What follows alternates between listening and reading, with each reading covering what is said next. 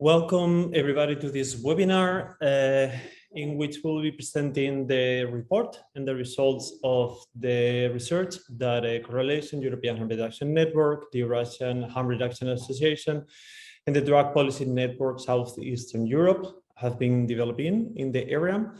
Today, with this online discussion, we would like to be considering what are the current funding challenges and opportunities for governments to react and to respond to the crisis of harm reduction services in Southeastern Europe and the Balkans.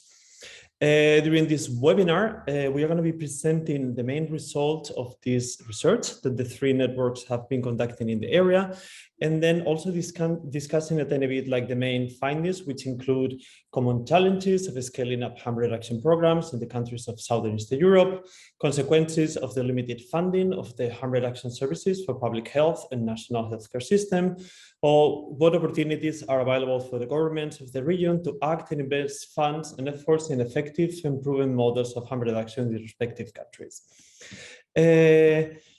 After this small introduction, we'll be having Ganna from EHRA, and then Ganna will be presenting a tiny bit of the background of this research and the background of the situation that actually is happening at the moment within the area. And from there, quickly, we will jump into Graham Shaw, which will be presenting the main results of the project. After this moment, we will have a tiny opportunity for presenting questions. If you would like to pose some questions to the presenters, please make use of the option of the Q&A that you will find in the chat to be able to actually contribute with some questions and comments. From there, we would like to be giving the floor to understand a tiny bit more through the lens of the national situations to three participants that they are joining us today. We will have Alina Bocai from ARAS in Romania. We will have Denis Dedajic from Margina in Bosnia and Herzegovina. And then also we will have Silvana Naumova from HOPS in North Macedonia. Also, after these interventions, if any question will be burning or there will be any comment that you would like to be sharing, also we'll be creating an opportunity for this. And after this, we will jump into a panel discussion in which Katrin and Schiffer from Correlation European Harm Reduction Network, Milutin, Milosevic from DPNSSE, Ganna, Graham, Alina, Denis, and Silvana will be like considering some of the consequences that actually all of this is having for policymakers. Before we start, also, it is important to be acknowledging that this report actually has been produced with the support of many organizations in the area. So I'm going to very briefly mentioning that actually there was like support from members, for example, of the Civil Society Forum on HIV, viral hepatitis, and tuberculosis. There was also like the National AIDS Coordination in Albania. There was also Labyrinth in Kosovo. We're having ARAS in Romania, the Association Margina in Bosnia and Herzegovina, the Alliance for Public Health in Ukraine, the Community Development Fund in Kosovo. We also EHRA, several people of EHRA were contributing to this research. We were also consultants in Albania, Those of Love Association in Bulgaria, a partnership in Health Alliance for Public Health in Bosnia and Herzegovina and in Ukraine, where people, collaborators from the EMCDDA, Action Plus in Albania, the European Network of People Who Use Drugs, and other colleagues from the Romanian Harm Reduction Network. So without further delay, I will give the floor to Ganna. Hello, everybody, and I'm speaking on the one of the hottest and one of the hardest for us topic. It's the sustainability of harm reduction in Southeast Europe. And it's not a new topic for us. And since Global Fund left the region or leaving the region, we were alarming all the partners on the lack of funding and lack of understanding among people who are making decisions about the necessity to support harm reduction. But this particular report appears from the absolutely amazing cooperation of three networks, three harm reduction networks, Eurasian Harm Reduction Association, together with Correlation European Harm Reduction Network, and Drug Policy Network in Southeast Europe. And this cooperation started with the request from our members in Bosnia and Herzegovina and then in Romania. And these requests came to us in 2019. And actually, that time, our appeal, our joint letter was sent and even vocally spoken in the Global Fund board. But unfortunately, there were no further action. And then we even conducted absolutely important country visit to assess opportunities for funding of harm reduction. And in this moment, in early February 2020, as I remember, Katrin, me and Milutin, together with Denis and Samir Ibišević, we were going from one state office to another in Bosnia and Herzegovina, talking if it's possible to fund. And for me, it sounded very hopeful because there were drug policy program, municipal funding, some ideas about city level funding for harm reduction. But then Corona came, and actually this Corona killed all our hopes. And now we are in a situation much worse than we've been before. And even those countries in the region who were best example, who were our champions in funding harm reduction nowadays, now when the Ukrainians are coming who are lacking harm reduction, nowadays after the Corona crisis, we are facing actually economical consequences of Corona crisis. Now harm reduction becoming under the threat of the closing or shutting down or cutting the funding in majority of countries, even in those like North Macedonia or Montenegro. And that's really alarming for all of us. And from my perspective, we need also, and Corona crisis and all further refugees crisis, which we are now facing because of the Russian war against Ukraine and millions of Ukrainians fleeing into Europe to find a safe place to live. We are facing important switch in understanding among us, but I hope that also among policymakers, understanding of what is harm reduction.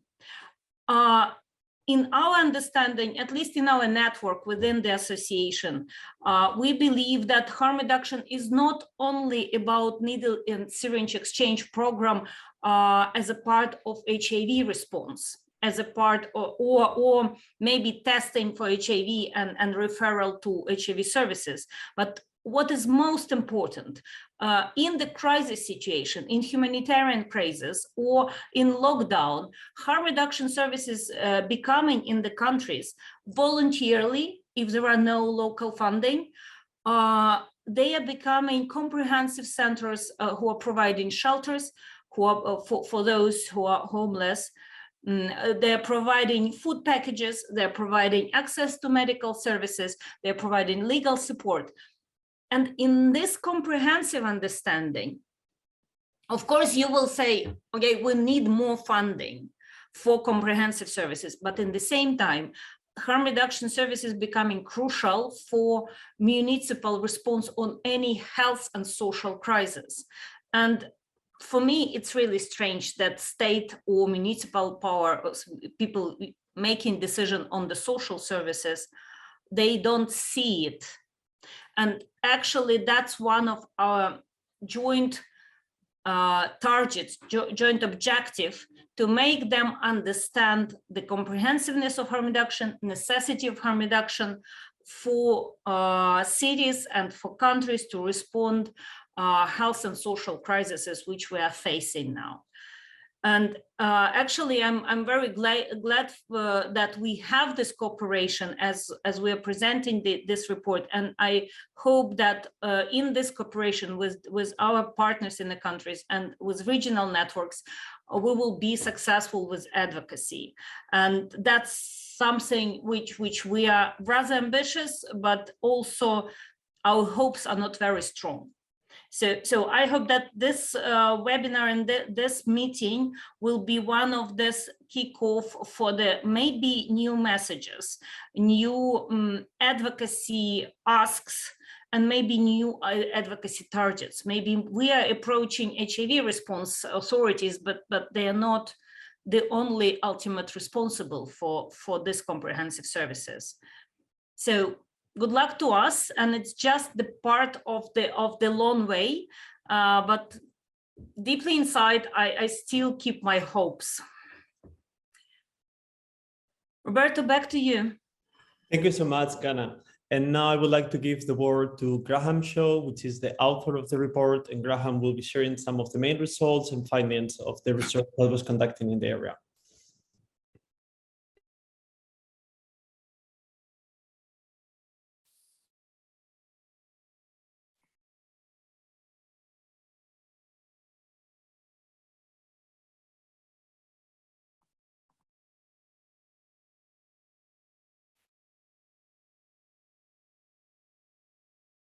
I'm just trying to load up the presentation.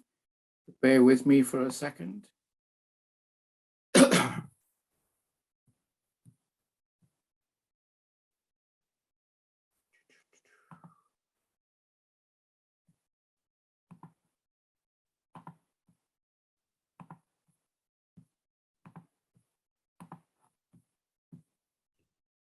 Graham, if it gets complicated, I also have it prepared for you. Yeah, if you could put it up, please, Roberto. I'm having problems at this end. Yeah, of course, I will.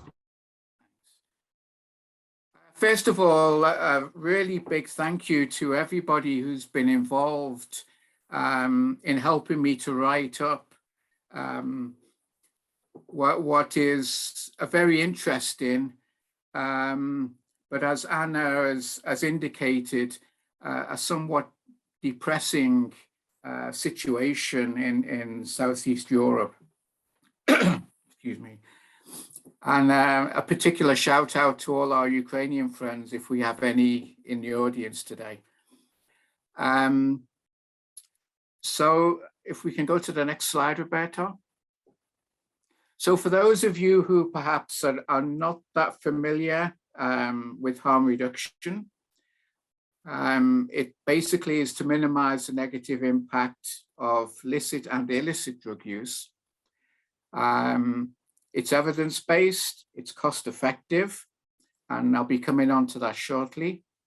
And as Anna has indicated, it isn't just the kind of traditional health interventions, but it's also social and economic support. But of course, over the last few decades, the funding for harm reduction has largely been driven by the HIV situation in countries. But as we'll see soon, hepatitis C is actually a far worse problem for people using and particularly injecting drugs rather than HIV.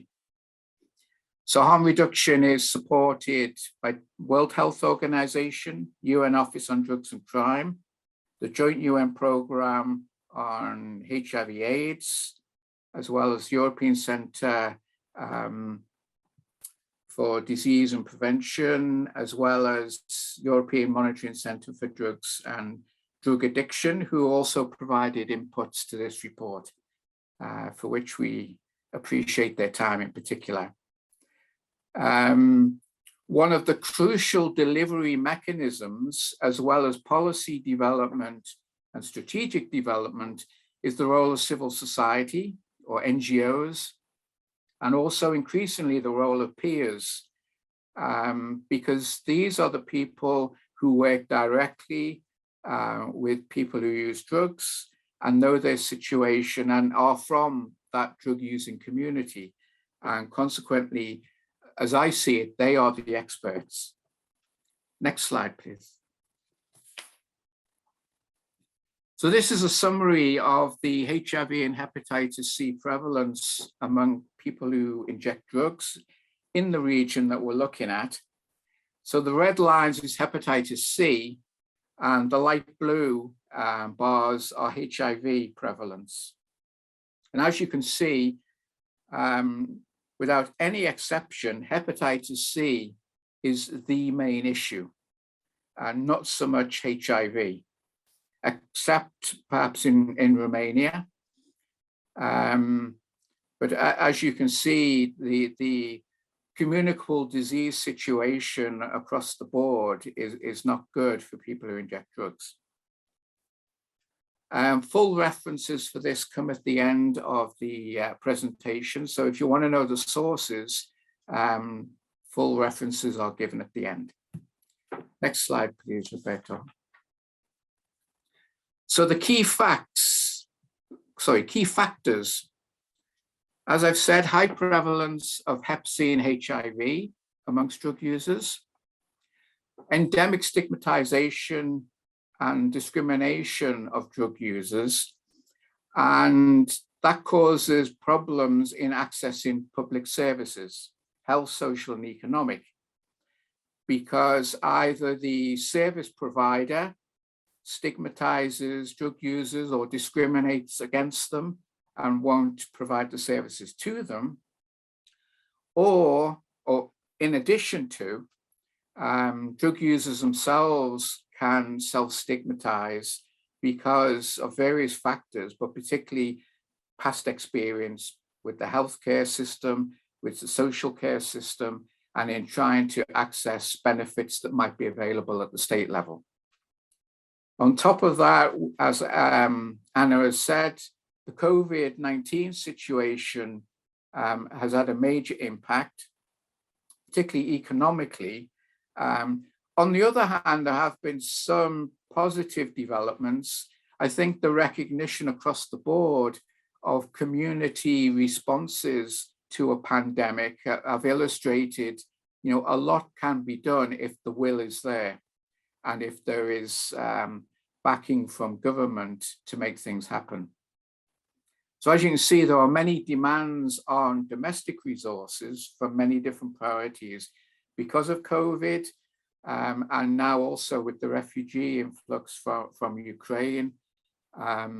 It really is a fight for limited resources. There's also political instability. I've mentioned a few there, and also newly elected governments, which complicates the matter somewhat, because a lot of it comes down to political will. So next slide, please, Roberto. As I'm sure you're all aware, the Global Fund has basically been the bank of last resort for most countries, and not just in Southeast Europe.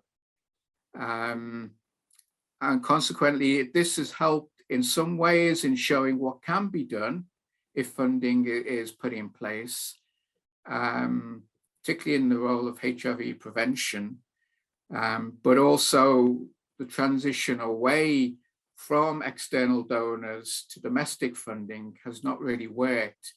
And consequently, people, the injectors in particular, are being left behind. And as you can see, there's a summary table of where each country stands in terms of eligibility for future Global Fund support. And other than Montenegro and Serbia, no other country is eligible. Next slide, please, Roberto. Now, officially, the Global Fund says that they assist countries to transition from external funding to sustainable national resources. But this has not happened. Part of it is a lack of flexibility by both Global Fund and governments. But in my view, the key one is the lack of political will. Where there's a will, there is a way, and we've seen that with COVID. But there has not been a political will by Global Fund or the governments of the region to ensure sustainable national funding for harm reduction. Next slide, please, Roberto. Okay, so this is a list of the common challenges. I'm not going to go through each in detail, but they're here for you to look at later. The common kind of features are you have health programs, in particular communicable disease programs, and drug control strategies, and the two rarely ever meet. So there's no integrated approach. And in addition to that, there's no involvement by the experts who are the drug users and the people providing harm reduction services to help guide more cost-effective and realistic strategies and programs. A key problem is that governments heavily rely on imprisonment, so the criminalization of drug possession and use, which is incredibly expensive. There's a very good website hosted by EHRA that shows country by country in Eastern Europe and Central Asia, what are the estimated costs. And really, that needs to be looked at very seriously from a cost-benefit analysis in each society, because that could potentially free up a lot of resources for harm reduction in the community. I've mentioned stigma, discrimination, the fact that drug users are very wary of government-run services because of the war on drugs, so to speak, and the general lack of awareness within governments about the lower cost of public health and social-led interventions. There's also the problem that many NGOs and CBOs, they're going year to year with funding, and consequently they can't plan ahead, and it becomes basically, you have staff who are constantly having to look for future funding rather than focusing on service delivery, which is a very ineffective way of working. Many governments do not have a budget line for HIV and for harm reduction. They don't have a social contracting mechanism whereby governments can contract out services to civil society and peer-led groups and networks to deliver services. In some countries, there is no legal basis for civil society to operate. And one of the problems with that is where national health insurance mechanisms exist, people who use drugs cannot access it because the services provided by civil society are not legally recognized, and therefore reimbursement is not possible. Next slide, please.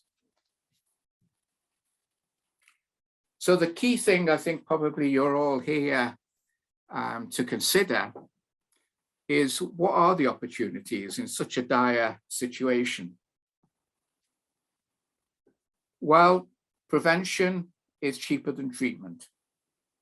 For every euro spent on harm reduction, governments can save between 7 and 10 euros in the longer term, because the treatment cost is prevented. There are various other parts of that economic argument that can be made, such as people in receipt of harm reduction programs are more likely to be able to work, which provides revenue through income tax, etc. A key one is, as I've said, moving from imprisonment to public health. We have here the example of Romania, where one drug user in prison costs over 15,000 euro per year, but community-based harm reduction is less than 2,000 euro per year. So for each drug user, the government could save over $13,000, which is around about 11.5 million euro every year. And perhaps if you're stuck in a lift with a prime minister or a president, and you have just a few seconds to say, why go for community-based harm reduction? These kind of savings may well attract their attention. Also, working with CSO partners, as has been done in Bosnia and Herzegovina, Montenegro, and Serbia, you can work with the government to look at other revenue streams. And in those countries, it's duty, excise taxes, tobacco, alcohol, gambling, etc. Those kind of new revenue streams, just a small part of it would be enough to fund national harm reduction programs. Next slide, please, Roberto. So here I've taken IMF data, which unfortunately is not available for Kosovo, so my apologies. And I'm basically taking the projected real annual growth in GDP minus inflation to show the approximate fiscal space that each country has.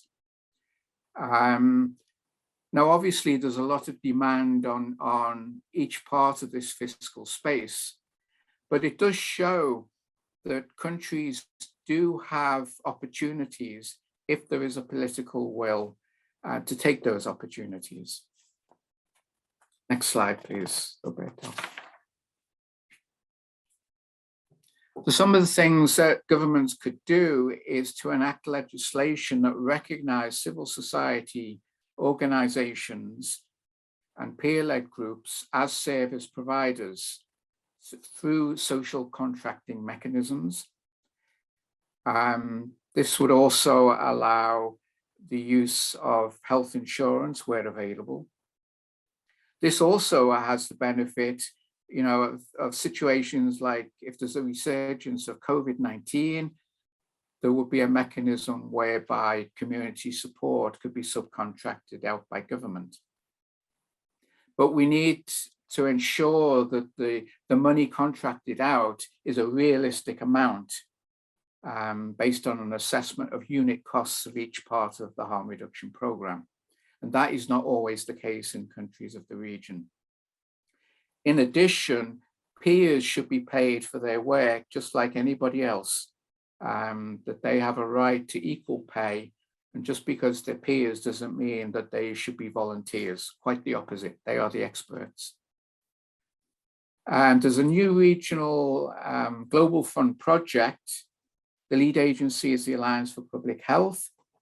And it's a program to help government and civil society to negotiate lower costs for treatment of HIV and hepatitis C, as well as various other mechanisms to develop more cost-effective approaches to HIV. Next slide, please, Roberto. For those countries, I think it's the Western Balkans primarily, who are not yet part of the EU, but are in the accession process, is to work with the European Commission and European Union to identify opportunities to support harm reduction. And not just to look at it as a health issue, but look at it as a social and an economic issue as well, as part of the pre-accession assistance. Another big one, which I don't think has really been looked at that much from my experience, is working much more closely with international financial institutions, which governments rely on. If we want to get leverage over governments and how they allocate domestic resources, one way is to work with the likes of the World Bank, International Monetary Fund, European Bank for Reconstruction and Development, and others, to push for things like a budget line in national accounts for HIV, including harm reduction, the social contracting modalities to be put in to the legal framework of the country, multi-year funding, and for the international financial institutions to use their leverage when negotiating loans and grants with governments to reinforce what civil society is also saying to governments. And so with that, I apologize for speaking quickly, particularly for those of you without English as your first language. But I'm very happy to take any questions now or after the webinar. You can feel free to email me at any time. Thank you very much. Thank you, Roberto.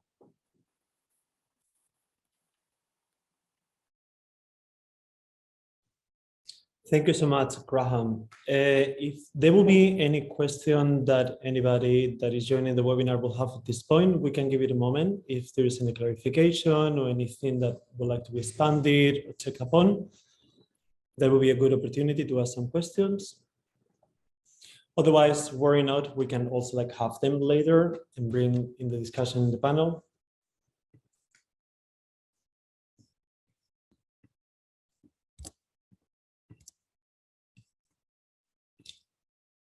Well, so it seems that everything was very clear, Graham. Congratulations on the explanation. So without any further delay, I would like to give the floor to Alina Bocai from ARAS in Romania, and she will be explaining the situation from the national perspective in there. The floor is yours. Well, good afternoon, and thank you very much for the opportunity to speak in this webinar. First of all, I'm very grateful to Correlation Drug Policy Network and Eurasian Harm Reduction Association for bringing once again the case on the table, the case of Romania. I do not want to repeat what Graham has already said, but just to describe perhaps a bit the general landscape in Romania and highlight some of the challenges we are facing by also reviewing some of the causes. First of all, as Anna mentioned, we operate in a very difficult environment, in a climate of great political instability with incompetent and arrogant government.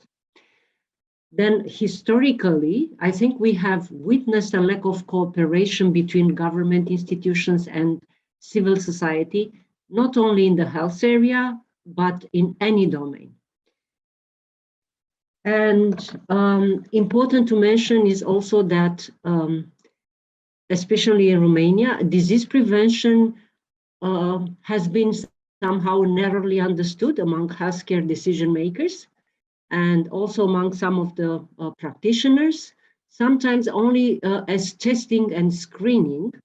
So therefore, no culture of disease prevention led to no prevention, including in the field of HIV, hepatitis, tuberculosis.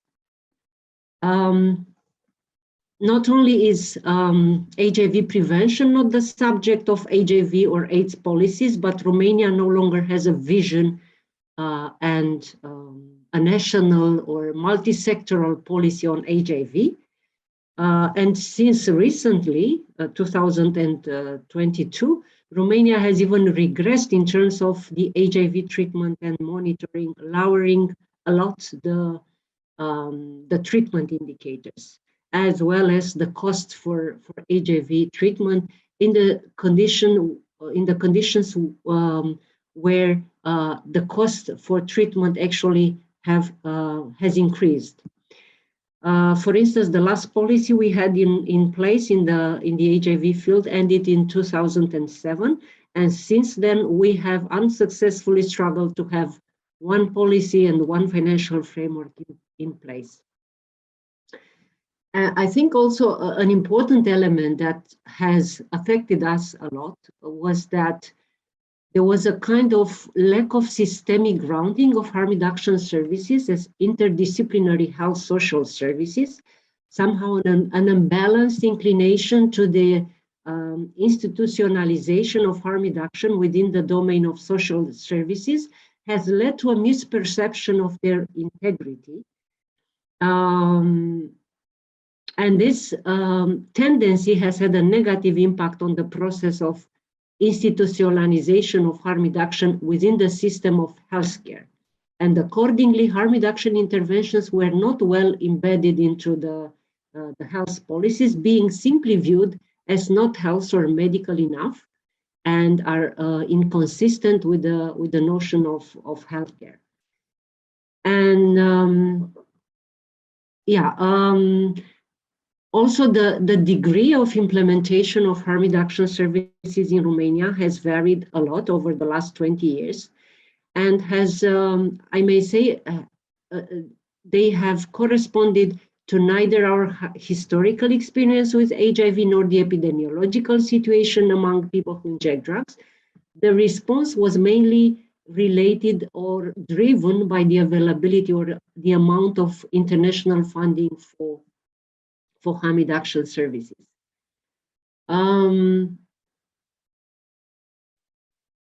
The response of our public institutions to drug use and drug dependence has more or less remained the same over the last 20 years, perhaps with a few exceptions. Actually, the response to the entire medical health, mental health disease spectrum, including drug dependence, is pretty much outdated. Also, the opioid overdoses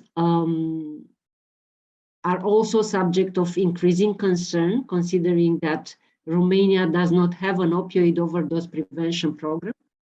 Naloxone distribution being impossible under the current regulatory framework.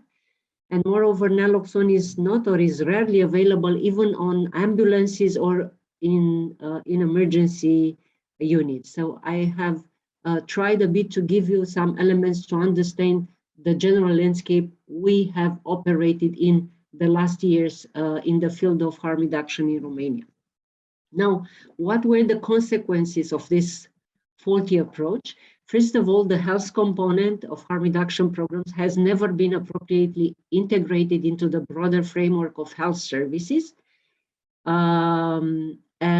Consequently, it hasn't been integrated into the financial framework of health services. And from here, it resulted a kind of instability or absence of funding for harm reduction services from the side of health institutions.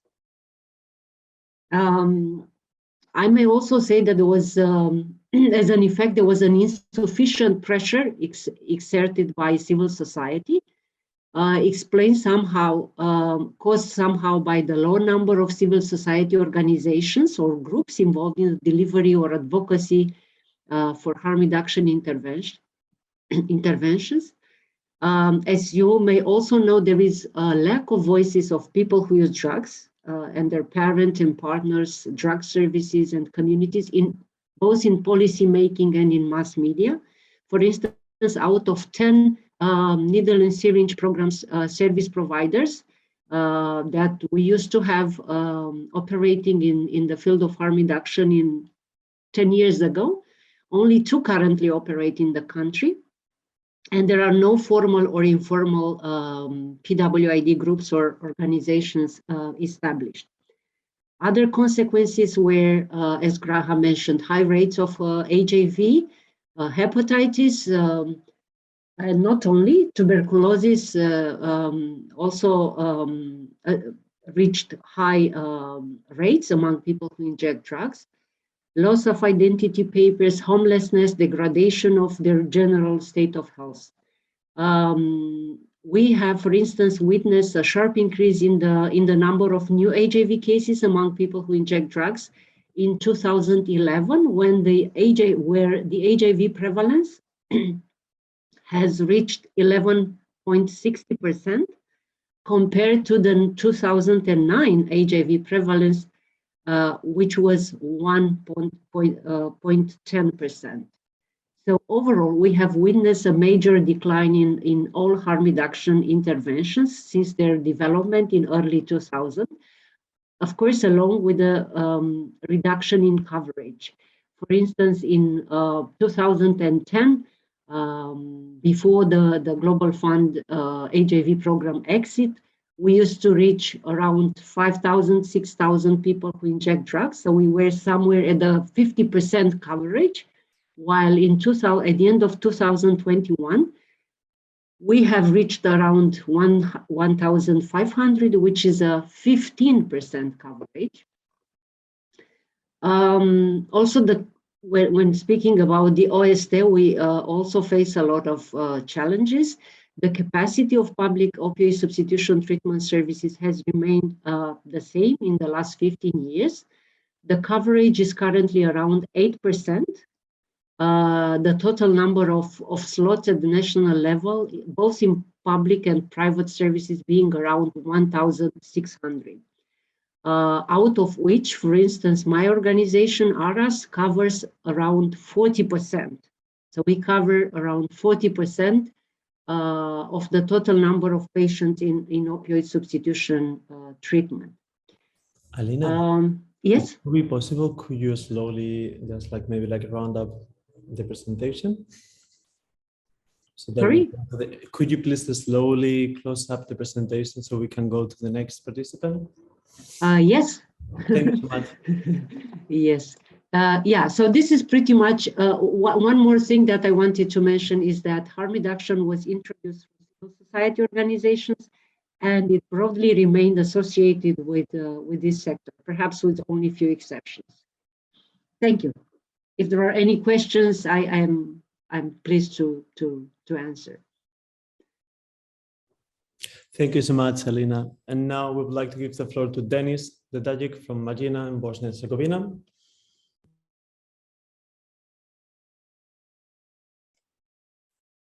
Okay. Hello everyone. First of all, thank you for opportunity to talk about this for us key topic. Since 2 years we are started with this topic, and most of the problems in Bosnia it's the same, and in the last 2 years we can say that almost nothing has changed in terms of survival and sustainability of harm reduction services in Bosnia and Herzegovina. Political situation, it's very tense. The campaign for this year election has begun. The great pressure of the Russian politics, it's felt every day. Unfortunately, the ministry with which we are register our organization informed us last week that we were administratively closed, shut down. And because we did not submit an annual work report, which we have never been obliged to do in the past 20 years. And we have discovered that few people from OST Center in Zenica and people from the ministry, we had really try to find out the reasons and motives regarding this. Despite that, we are working with the clients in the field. Yesterday, I distribute more than 8,000 needles and syringes and other equipments in the region of the Tuzla. And we have started registration in other cantons. At least we have some benefit from the complicated organization of the state, and shut down in one canton, and we start up in other cantons, and it's a Bosnian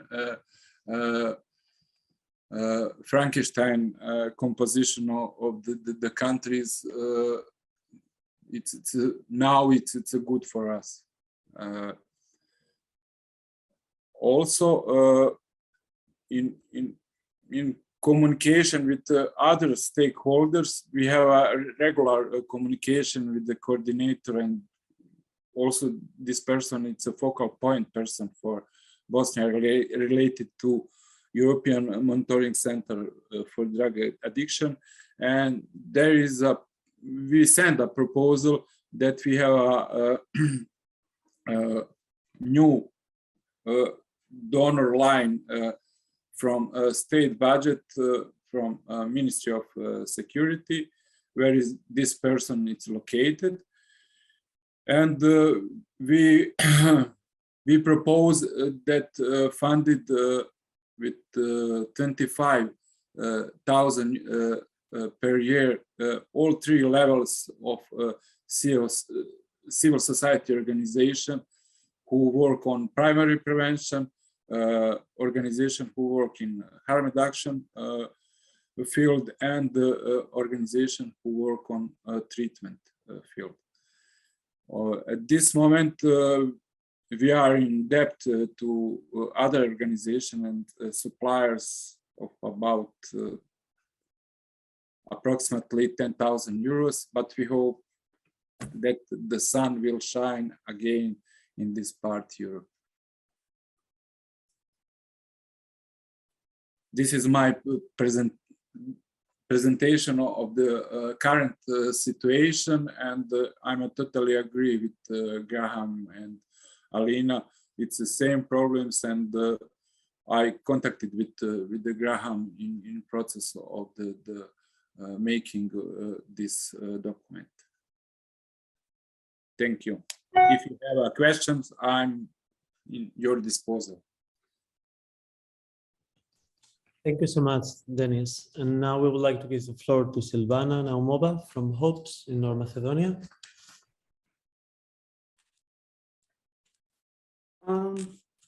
Good afternoon, dear friends and colleagues.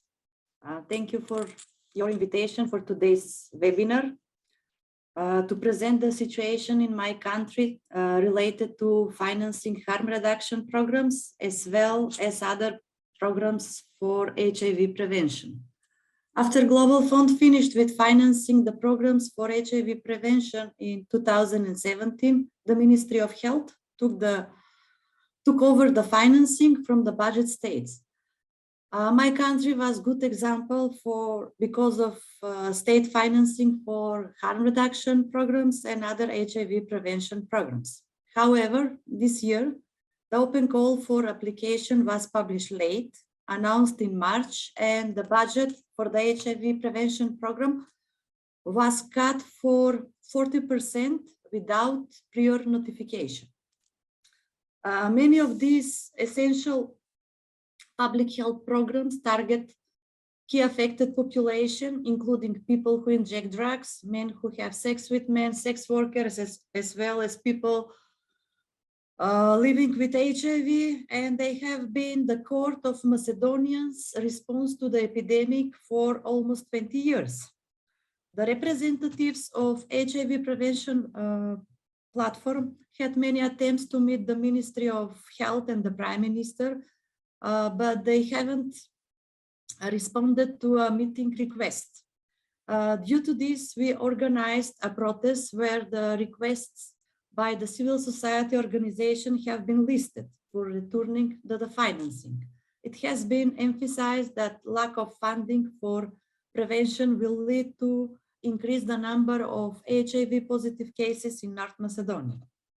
Although the contracts with the Ministry of Health were signed this week, the HIV prevention services have been working continuously for the past 3 months. This year, one more organization didn't receive funds for the programs. This organization provides harm reduction program and program for support sex workers in 2 cities in Macedonia. As a result of the cut in funding in the signing the contracts in April had big consequences. The drop-in center for harm reduction were closed, outreach activities reduced. The only one drop-in center for people who inject drugs in Roma community in Skopje has been closed. The center for sex workers in Ohrid has been closed. The outreach activities have decreased. The HIV testing decreased. The persons engaged for the realization of the activities were made redundant. The reduction of all preventive activities will lead to smaller coverage of the all key affected population, especially people who inject drugs. Another problem that people who use drugs face recently is the lack of buprenorphine in the OST centers. Several people this week reported that there was no buprenorphine since Monday, and they had to buy it themselves. From unofficial information so far, we learned that the public procurement for buprenorphine is not completed, and this is the reason for lack of buprenorphine. This procurement is provided by Ministry of Health. So this is a new situation that people who are on OST are facing with other problems this week. So the next steps for civil society organization are to continue advocating for sustainable funding, and as well as changing the strategy for funds, because we are not so optimistic that our government will change the policy this year and back the funds for the harm reduction services in my country. So thank you for your attention. And if you have any question regarding this situation, please feel free to ask. Thank you. Thank you so much, Silvana. Indeed, if there is anybody of the participants in the webinar that will have any question for Alina, for Denis, for Silvana, we can have now a moment for some questions.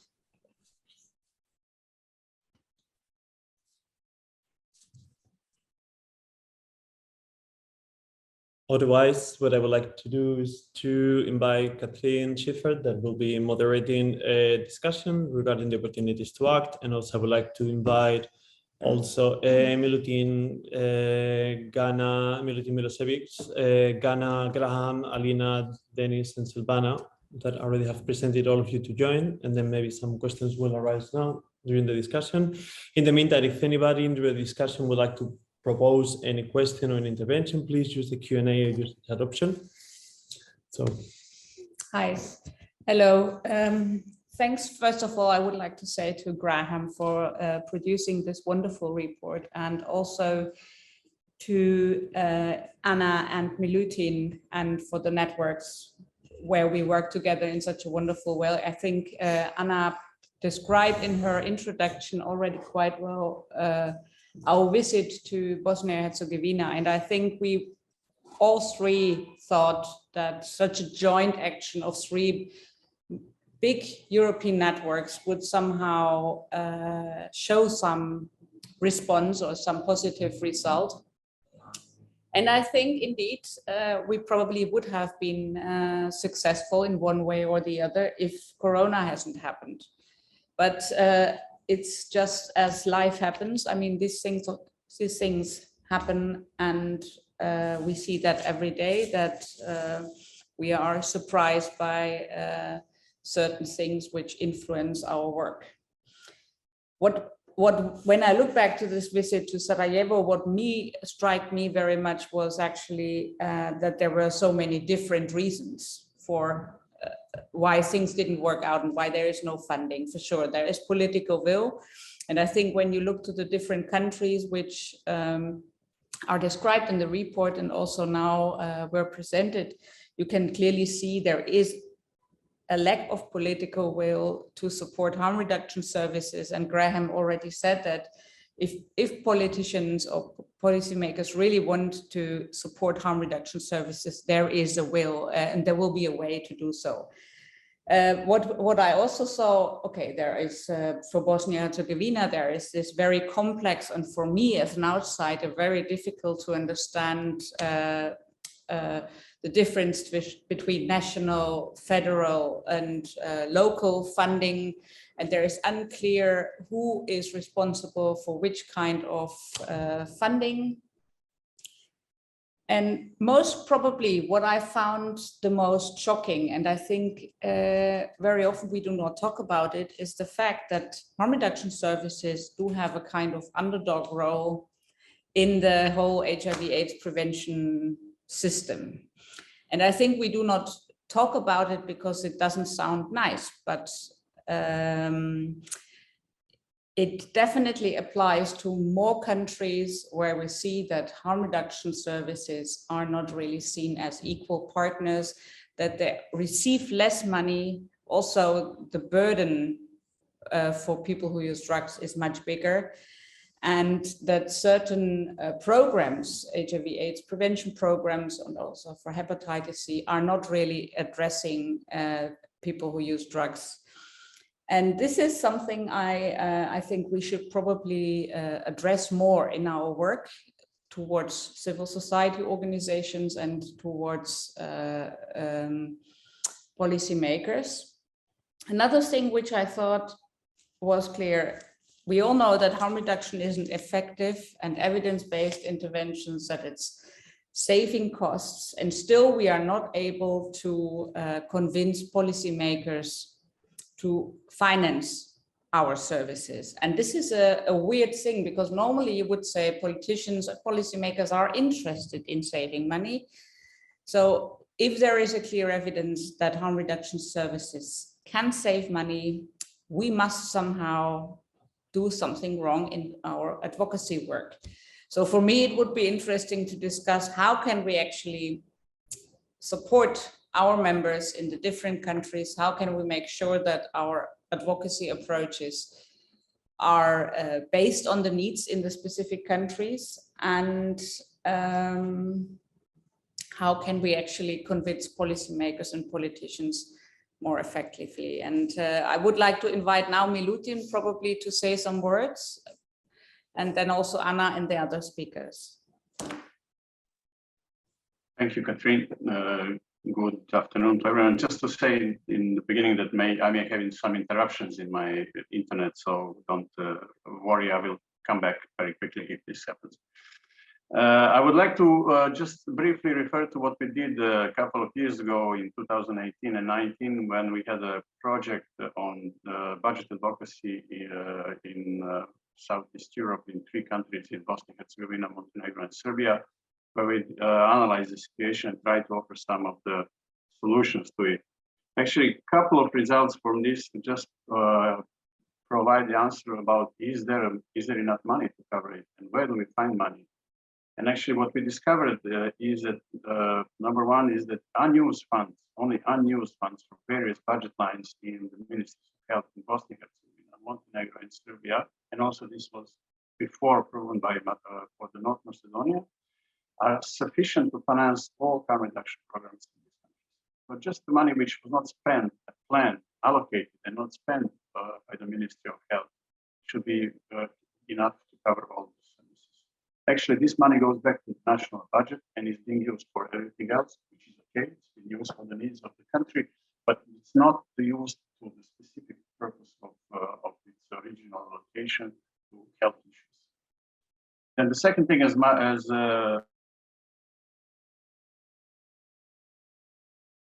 I see that I had interruption now, so to repeat, the second thing which Graham already mentioned is that we discovered that the access on tobacco and alcohol especially, but there is also wider list of products which are being charged by these exits, or on top of the original price that is access, are also big and potential for potential source of funding.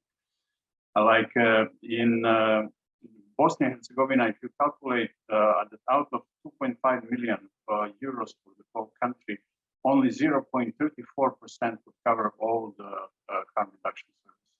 It's the minimal percentage.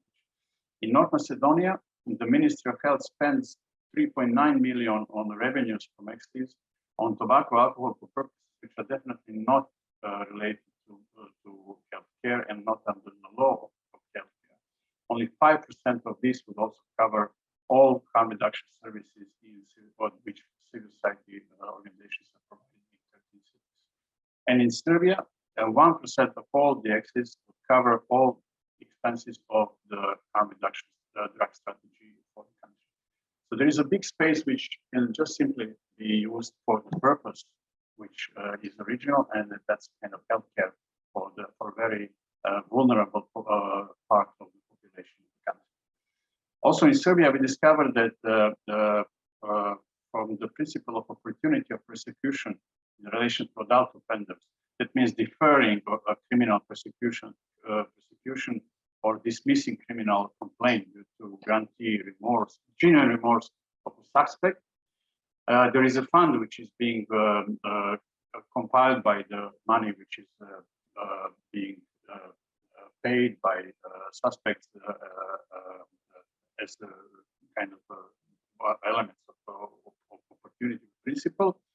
That fund is about 4 million euros annually, and only 10% of the fund, if it is invested into harm reduction services, and we calculated that 17.38% of the fund is being generated from drug-related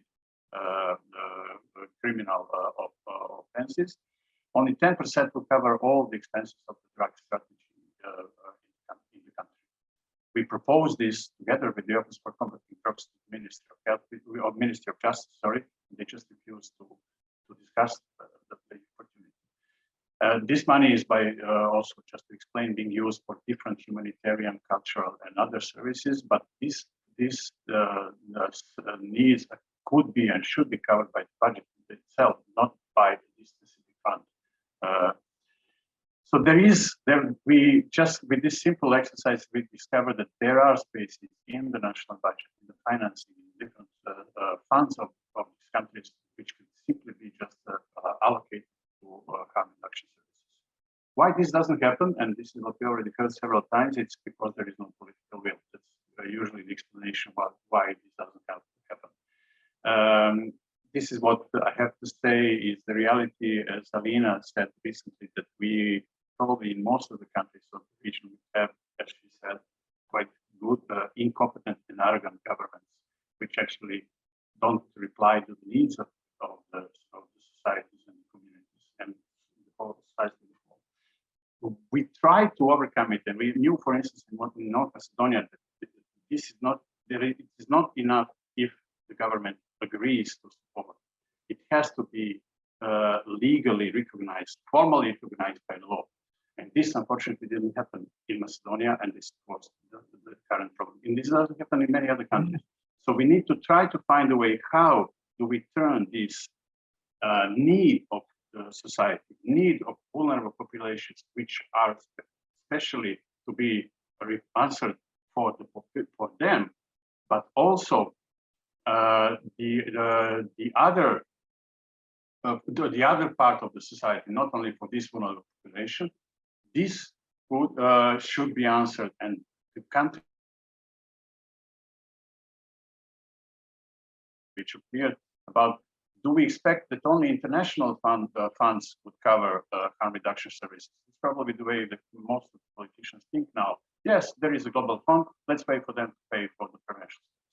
Yes, there is whoever else who can maybe give us some money, and we will maybe add some of the money from our national sources, and that's how we will solve the problem of very vulnerable population in our country. Unfortunately, it's not the case, and we should try to, as I said, to try to find ways how do we turn this situation into a formal recognition by the law, and make sure that there is a long-term sustainability provided from the national. Thank you, Milutin.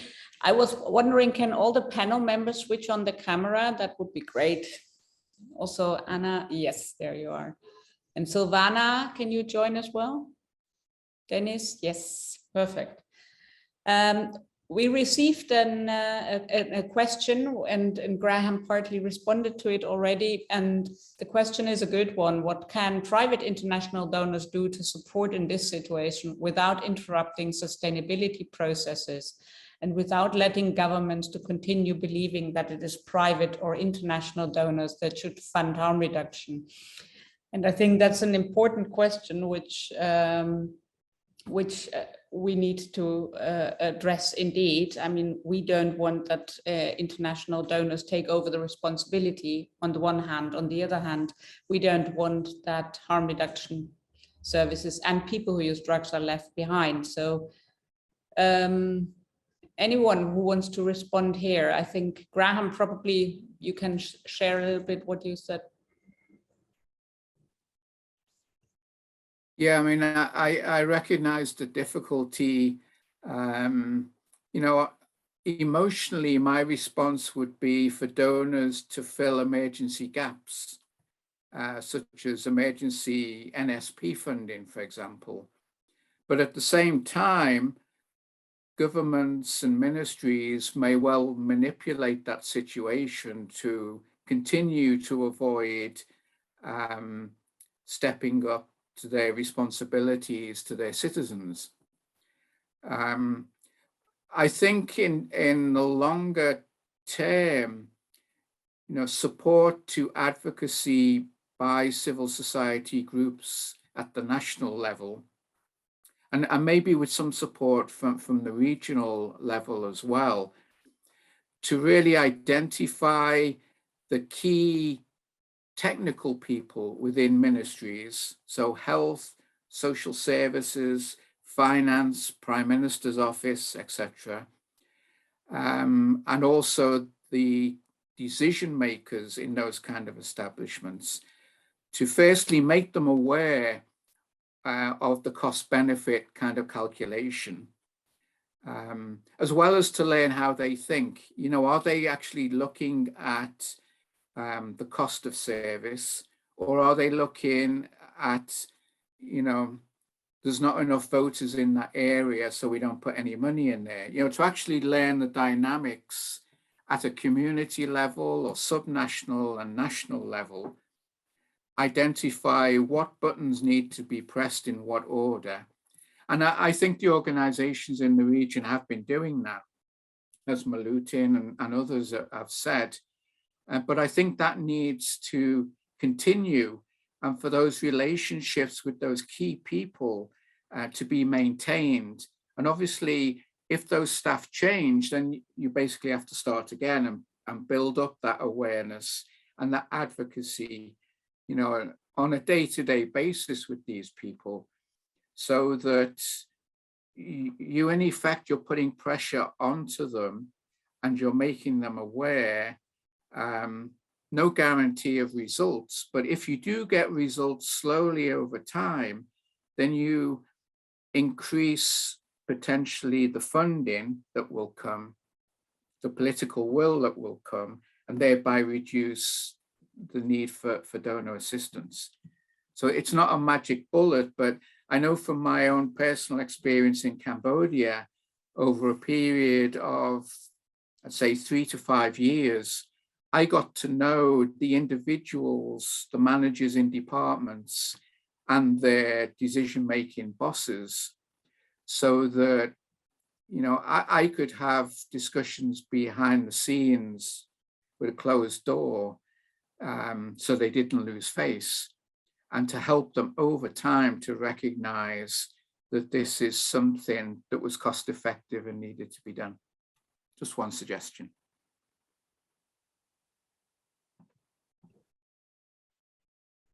I can see you want to say something, Anna. Yes, actually, that's for me sound very philosophical, a bit, and historical, because when we started harm reduction in this region, we all remember the Soviet system, repressive system, and вытрезвители, whatever, and actually, the majority of systems still remember this, and we compared once, had one argument that it's easy and much cheaper, like 15 times cheaper, to provide harm reduction and all the social services, not to keep a person in prison. And we never could calculate how much benefits harm reduction giving to the family, to non-imprisonment of this person, and to keeping all the system working around, even for problematic people with problematic drug use. But all these arguments doesn't work. For example, I do remember Georgia officials once said, until Global Fund is paying harm reduction, we don't need to bother. And then Global Fund is moving away, and they try to mix harm reduction with any program, and usually it's very strange. They hear the term prevention and putting harm reduction in the same line as a school prevention programs about healthy lifestyle. That's usual logic. And from my perspective, that's very dangerous specific. We couldn't explain to state how does it work until we implement it. But in the same time, we are implementing this, we are invading some very fancy, cool service with trained people who are doing amazing job, but it's like, I don't know, spaceship who is landing in the city, providing everything people needs, doing comprehensiveness, connecting everything, but there are no transport, local transportation to this place, because even donors already thought through the transportation and everything, but then donors saying, no, spaceship is leaving, and state saying, again, the empty space again. And from my perspective, this ownership, that's something we think that international donors will bring example, and state or city authority will be wise enough to see the impact of this spaceship. Even if it's not very space, and this golden age of harm reduction, it was not golden age. And only now, when it's worse and worse, we understand that that was the golden age. So sorry for this philosophical coming back from the history of all our fight for the sustainable harm reduction.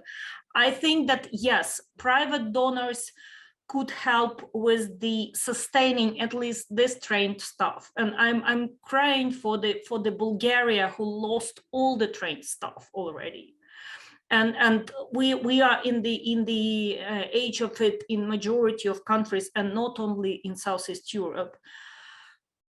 But in the same time, states have their own system of understanding, and that's why I'm putting hopes on this development of shelters. Let it be now for Ukrainian refugees, because they need food and OST together with RT, together with the children's goods, and together with access to school, together with the sleeping bags, all together. But in the same time, that's something which municipalities, at least as we see it from Poland, from countries receiving millions of struggling families, that's some motivation we need to use in our dialogue with the municipalities, with the states, to show how harm reduction is working comprehensively and playing the important role.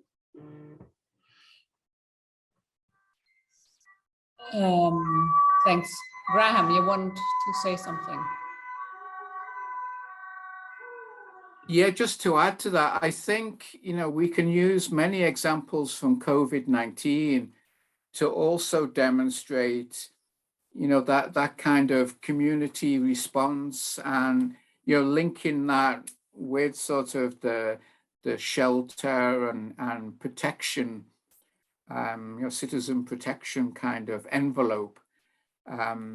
Is another, in a way, we're talking about repackaging the approach to make it more politically acceptable to decision makers.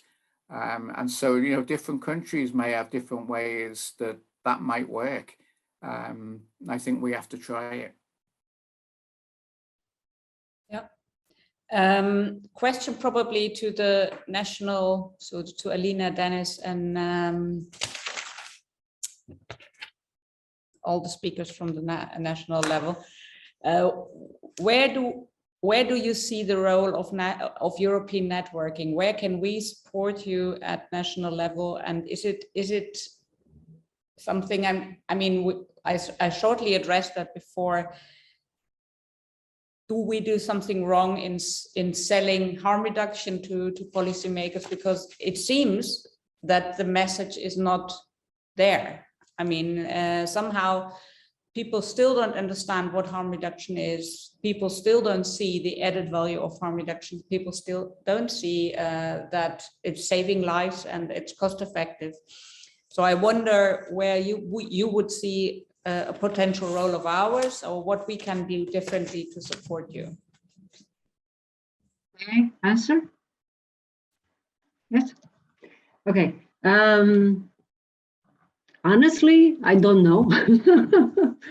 I completely agree with Anna that as long as donors will focus on supporting services or supporting groups of people who use drugs, the government will not do anything. This is also what happened in Romania, actually. The donors and all the funders have focused on the delivery of supporting the delivery of services instead of focusing on building mechanisms for funding those services. And of course, there were at that time, there were different emergencies, but I think that was the biggest mistake because we created the perception among government people that these services do not belong to them. They are exclusively part of some community groups. I think, well, we can try different approaches to respond to different situations. Now, in the case of Romania, I think it's not necessarily a question where we don't necessarily have a question of legislation. Sometimes I believe it's not even a question of money, a lack of resources. And it's not even a question of not understanding harm reduction. I think it's just a cultural indifference and disrespect towards different key populations. Actually, the entire health system is built in a way to respond and to provide services to healthy people, not to sick people. Even the decision makers and the service providers and the health professionals, they do not want to deal with people with a different profile. So they prefer healthy people. They prefer insured people. It's not like they have something against people who inject drugs or sex workers or homeless. At least this is the case for Romania. It's that they have a problem with all the key populations. And I don't see a readiness to solve this situation. I think we need, somebody said after the Romania revolution in '89 that we need 50 people to recover. I think from now on, we need 50 years to recover in the field of harm reduction. I think most of the decision makers and professionals need to reach a certain level of understanding. So until we do not reach a critical mass among these people, we'll not change anything. I agree with what Graham has proposed. I think that, trying to approach the financial institutions, the countries still rely on, such as the World Bank. I think it might be a good idea. So we can try to impose the enforcement and development of this funding mechanism through this agreement. I see that when Romania gets money from the European Union, they immediately, the next day, they do a national strategy. They create the mechanism. So once the money is in, they can, they are able to prepare. However, I think the involvement of state institutions in whatever we do is critical. Once they are not involved, they don't have any ownership, and accountability on that respective service. So until then, I think besides this, I think it's important that we do as much noise as possible. We are somehow tired of making noise in the country. And it's like we and another organizations are the only ones making noise in this area. It appears that we have something because, in the health ministry, there are pretty much the same people since the very beginning of the HIV epidemic. And it appears that we have something with those people because we are, on both sides are the same people. And, we are just fed up with this, I don't know, I can't say communication because it's not a real communication, interaction with the same people. We don't understand, as, Graham asked me a question, why do you think they do things this way? It's very difficult to, even for me, coming from the same culture, we've been through the same challenges. So I can say I should have a better understanding, but it's very difficult to respond. What I have noticed and I have to compare the health side with other sides of like the financial or the economic, I think we need more time as a mass, as a society, to make some steps. We are not ready to make, it's very sad what I'm saying, but this is what I have, or the way I have understood this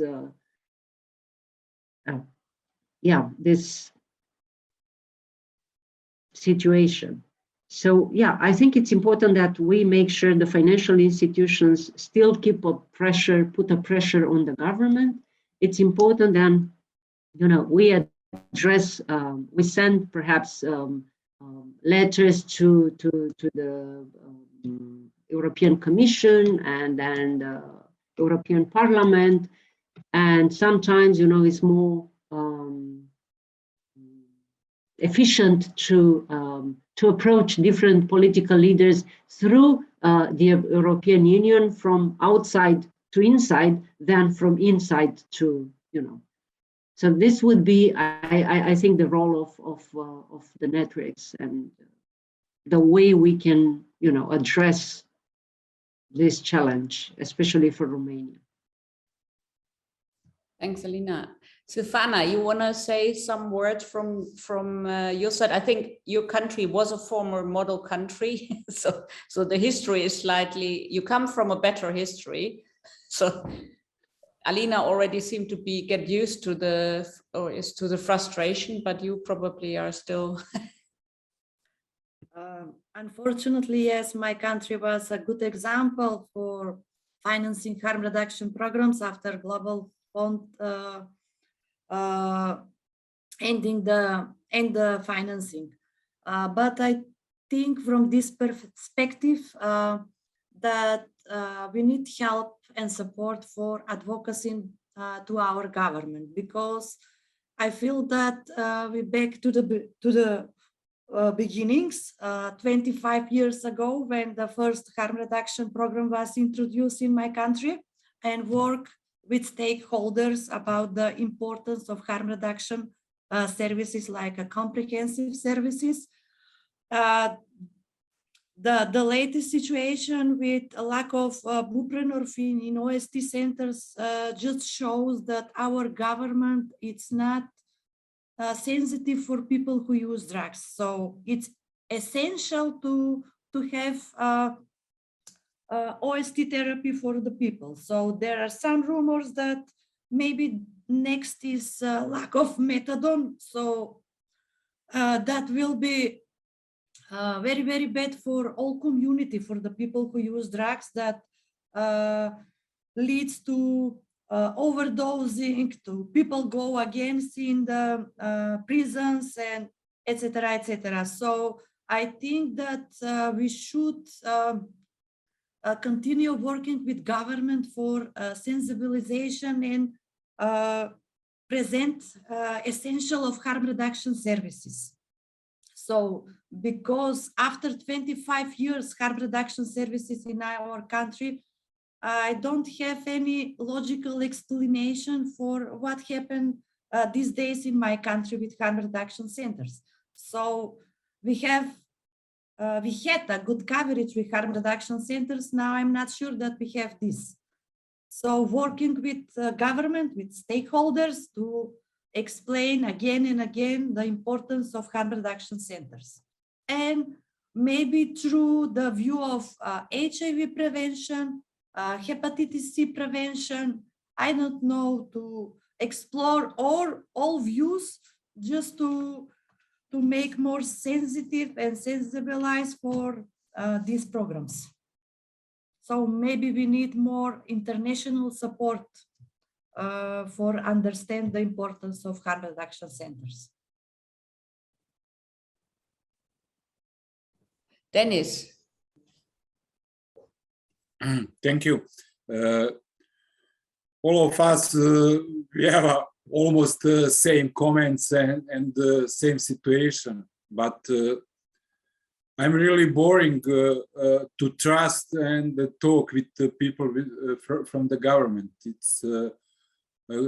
it's a creator of the bullshits in health and the social sector in each country in Southeast Europe, and don't know to work with civil society and the people's in needs. And I'm really boring after the 20 years talk with almost same people, and don't change anything. Maybe in the future, in possible international donors, I suggest all future agreements must be clear with the participation of the domestic participation in the budgeting for the periods after the departure of the donors. And on this moment, this moment, we must finish all changes and establish laws that will protect us and enable sustainability and the services for people in needs. Thanks. Which methods I don't know now, but I really want to suggest maybe to create some technical group or whatever group of experts, like people from these three networks, Graham and other people from the our world, and create maybe a totally new strategy in advocacy tools and work in national level regarding the sustainability. Thanks, Denis. We are at the end of the webinar, so what I would like, or what I think is striking, that there is a lot to do still. So, and I think this makes clear that the topic remains on the agenda for all our networks, for the three networks. So I think this is something we definitely will continue. For me, also clear is that there is not one size fits it all approach. We definitely need to look into the specific situation of each country. And personally, I still believe that, or I'm very sure that networks as ours can make a difference, and that we can somehow support and push for national change. And I personally also hope that, for example, something like the European Commission or the EU membership, or the potential EU membership at one point, might be a good way to push governments to do a bit more in this field. And this probably needs a little bit more in investigation. But I think with the EU drug strategy and the EU drug agenda, which we are having, we might be able to use some of the content also to push for more harm reduction services and for more support in this field. So except if Milutin and Anna and Graham want to have a small short last sentence. Graham, you want to say something? I know it's not politically correct to say this, but I am extremely disappointed in the Global Fund and the lack of courage, for want of a better term, in using their significant leverage in the transition phase out of countries to actually ensure that there was a more intelligent gradual withdrawal of funding as government funding kicked in. I think they have let down the countries of Southeast Europe and others tremendously, and possibly have caused more harm than they ever intended. But we have to pick up the pieces and find a way forward. think a very good closing word and Just a totally quick one. acceptable. Yes, Milutin. Just a quick one, just to, I mean, I fully agree with Graham first, and I have to say that also I think the Global Fund should maybe be more for supporting civil society actors in the area. They are mainly relying on governmental, and I don't think it's enough. And I just want to say that, I mean, if we have a problem and if we experience problem like we did already several times, it's very hard to go back to the previous stage. Like when Global Fund left Serbia in 2015, 14, everything collapsed. Only one organization survived and continued providing harm reduction services. Global Fund started supporting Serbia in 2018, 4 years ago, and we are still not on the level which was in 2015. It's very hard to recover after a break. What happened, for instance, at the moment in Bulgaria and what's happening now in Bosnia will probably leave effect for the next 5 or even 10 years, and we will hardly manage to go back to the situation which was before. So there is a big, I mean, it's a big, I mean, people are gone. The knowledge is gone. Many other things are gone, and we can hardly recover them. So one of the things we propose is to have kind of an emergency bridging fund for this situation. And we discussed about it, for instance, with the Open Society Foundation in 2018, actually, when we started the budget democracy project. There were some ideas about it, but unfortunately, at the end, there was the emergency fund, but it's not covering Southeast Europe. It was only mainly related to other parts of Central and Eastern Europe.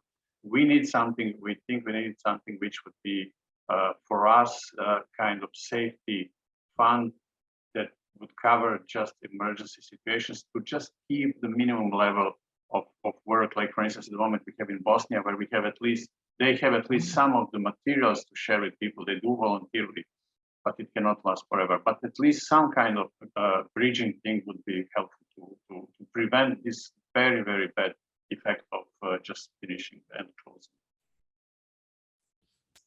Okay, I see that Anton has one last question, which is not a question, I hope, but more a kind of statement. So please, Anton, feel free to give.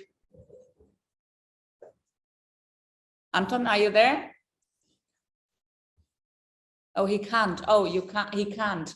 Oh, I hear he cannot do it. So he has put his question in the question and answer. Sorry, I didn't know that. Anton, you cannot do that. You can talk because it's a webinar. It's a different way of communication. I'm so sorry. So you can see his question in the question and answer, and I think it's a critical one, very closely to what Graham and it is important and critical question, Anton, and thank you very much for it. And actually, that's some part of our cooperation, collaboration, building with the key recipients of the funding, advocacy funding for Southeast Europe, and that's the community network based. The leading leadership is based in Bosnia and Herzegovina, and actually, what we as a partner of the same regional project, regional global fund project, trying to do is to make this coordination and to build this program for budget advocacy together. So far, there was a good success in approaching the some of the mayors of cities, as I know from the Southeast Europe. I don't know if this affects the funding for harm reduction, but at least some progress in understanding of necessity of HIV funding or testing for key populations. That's something which achieved so far. And I'm not in a position to retell the project report, even though I'm not sure I've seen the comprehensive report, but anyhow. And now the evaluation of the previous SOS project, Global Fund multi-country project, is going on. From our perspective, having members and very active members, and we are grateful to our members in Southeast Europe for their like surviving optimism all these years, I would say. We really pushed by the members to have a transparent process of planning the next steps in budget advocacy and trying to do it together with the partners, with all partners. It's not only the Southeast Community Network which work in the region, but also with the ECOM and other community networks in our joint advocacy. And I hope that we will move forward with this, but again, surviving hope, or some very, like, I have a lot of Ukrainian poetry about this. Без надії таки сподіваюсь. So without hope, I still hope. That's a beautiful one. So probably I close with because when Anton wrote in the chat at the beginning, very clear that everything is bad for drug users. I would like to add, there is probably, I'm sure there is some hope, and together we can hopefully address some of the issues. I really need to close down the webinar now.